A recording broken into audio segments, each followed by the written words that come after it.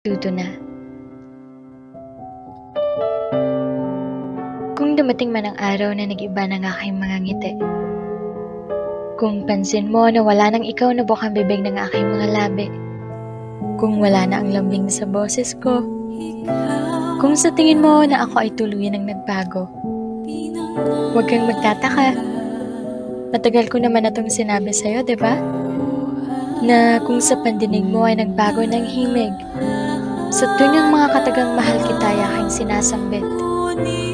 Kung tila pakiramdam mo na sa'yo ako'y nanlalamig, huwag kang magtataka. Huwag mong ibubunton sa akin ang lahat ng sisi na tila ako ang may sala. Dahil marahil sa puntong yan, napagod na ako. Napagod na sa paulit-ulit na kaiintindi sa'yo. Nagsawa na sa mga pangako mong kailan may hindi mo tinutupad. Nadala na sa ilang beses kang binibigyang pagkakataon at pinapatawad. Pinapatawad ngunit paulit-ulit mo naman ding sinasaktan. Naani mo'y wala na akong karapatang magsawa dahil pabalik-balik na lang. Kaya huwag kang magugulat kung sasabihin kong ayoko na. Huwag kang magkunwari na di mo alam kung bakit bibitaw na ako sa ating dalawa. Huwag kang magtaka na kusa akong lumayo. Huwag kang maguguluhan dahil wala na ako sa tabi mo. Huwag kang magmamakaawa kung bakit hindi na kita kayang patawarin pa.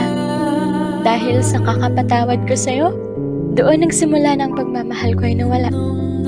Sa kahihintay kong magbago ka at ipakita mo sa akin na mahal mo talaga ako.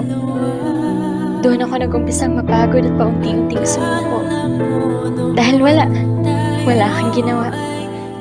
Wala kang ginawa para mapatunayan na mahal mo nga ako.